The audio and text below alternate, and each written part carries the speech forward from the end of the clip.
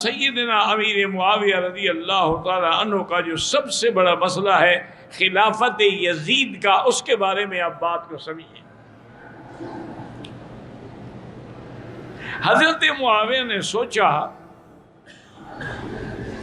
کہ پہلے بھی بڑا اختلاف ہوا، جنگیں ہوئیں، نقصان ہوئے، اب میری موت کے بعد بھی ایسے حالات نہ ہو جائیں، اب میں کمزور ہو گیا، بوڑھا ہو گیا، کب تک میں زندہ رہوں گا؟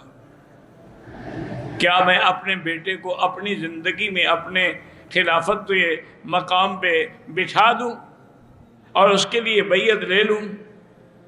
آپ نے مروان ابن الحکم کو بھی خط لکھا کہ ارباب حل و عقد جو ہیں مدینے والے، ان سے مشورہ لیں کہ کیا میں یزید کو خلیفہ بناؤں، اور وہ جو رائے دیں مجھے لکھیں۔ انہوں نے بھی مشورہ لیا، ان سب نے بھی یہی کہا کہ حضرت معاویہ چونکہ بہت بڑے فراست والے ہیں، سمجھنے والے ہیں معاملات کو، اگر بہتر سمجھتے ہیں تو ٹھیک ہے۔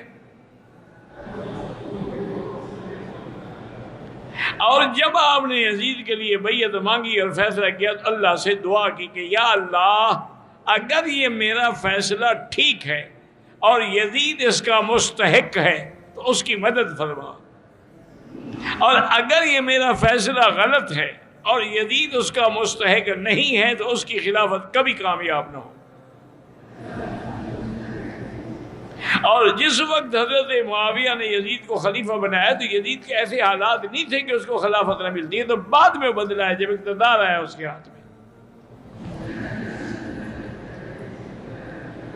ورنہ وہ تو جہاد میں شریک رہا، جنگوں میں شریک رہا، بڑا دین پہ چلنے والا، پابندی کرنے والا۔ یہ الگ بات ہے کہ اقتدار آنے کے بعد اس کے دماغ میں تبدیلیاں آنی شروع ہو گئی۔ یہ کہنا ہے کہ آدمی جب اقتدار آتا ہے یا دولت آتی ہے تو پھر ایسے حالات پیدا ہو جاتے ہیں۔ بعد میں یزید کے کردار کی کوئی گواہی نہیں دیتا، بلکہ اکثر یہی کہتے ہیں کہ اس کے اخلاق اور کردار ہر لحاظ سے اسلام کے خلاف تھا، حتیٰ کہ اسی کی وجہ سے سیدنا حسین کا واقعہ کربلا پیش آیا، حتیٰ کہ اسی کے اقتدار کی وجہ سے مدینہ منورہ میں واقعہ حرہ پیش آیا کہ 3 دن کے لیے مدینہ بند ہو گیا۔ ایسے ایسے واقعات ہوئے، اور بڑے بڑے اس نے جلیل القدر لوگوں کو بلا گناہ پھانسی بھی چڑھایا۔ یہ سارے حالات حضرت امیر معاویہ کی وفات کے بعد ہیں، ان کی زندگی میں یہ واقعات نہیں ہیں۔ اب آدمی عالم الغیب تو نہیں ہوتا کہ میرا بیٹا کل کیا کرے گا، تو اس لیے یزید کا نام لے کے حضرت معاویہ کو نعوذ باللہ گالی دینا جو ہے یہ تو کفر اور فسق ہے، کیونکہ حضرت علی تو قرآن کی اس تیسرے حصے کا شریک ہے۔ والسابقون الاولون من المہاجرین والانصار والذین اتبعوہم بإحسان رضی اللہ عنہم ورضوا عنہ۔ اب صحابہ کی 3 جماعتیں ہیں، ایک سابقون مہاجرین ہیں، ایک مدینے والے انصار، اور تیسرے وہ ہیں جنہوں نے مہاجرین و انصار کی اتباع کی۔ تو حضرت معاویہ تو ان میں ہیں جن نے مہاجرین و انصار کی اتباع کی، ان کے لیے اللہ نے رضا کا فیصلہ فرما دیا۔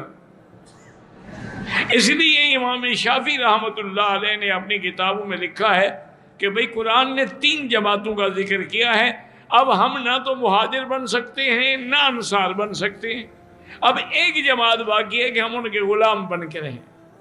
اگر تم نے انصار و مہاجرین اور صحابہ کی غلامی کا انکار کیا تو پھر جہنم ہے۔ دیکھا چونکہ 3 جماعتیں ہیں قرآن میں، السابقون الاولون، اور دوسرے کون ہیں انصار، اور تیسرے کون ہیں والذین اتبعوہم، اور صرف نتبعوہم نہیں، نتبعوہم بإحسان، یعنی خالص ہو کر ان کی اتباع کریں، کیونکہ صحابہ معیار حق ہیں۔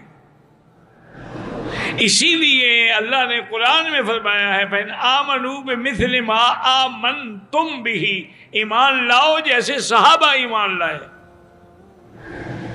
تو صحابہ تو ایمان کا نمونہ ہے،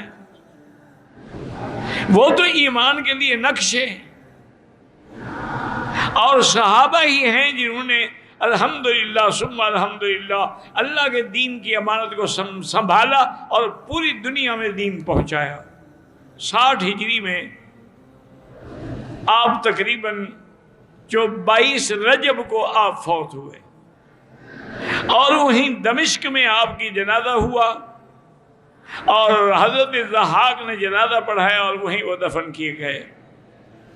اب روافض اور شیعہ نے ایک مذموم حرکت کی ہے کہ 22 رجب کو وہ کونڈے بناتے ہیں اور اس کو کہتے ہیں کہ حضرت امام جعفر کی پیدائش کی وجہ سے ہے۔ حالانکہ یہ غلط بات ہے، حضرت امام جعفر تو رمضان میں پیدا ہوئے، وہ تو 22 رجب کو پیدا ہی نہیں ہوئے۔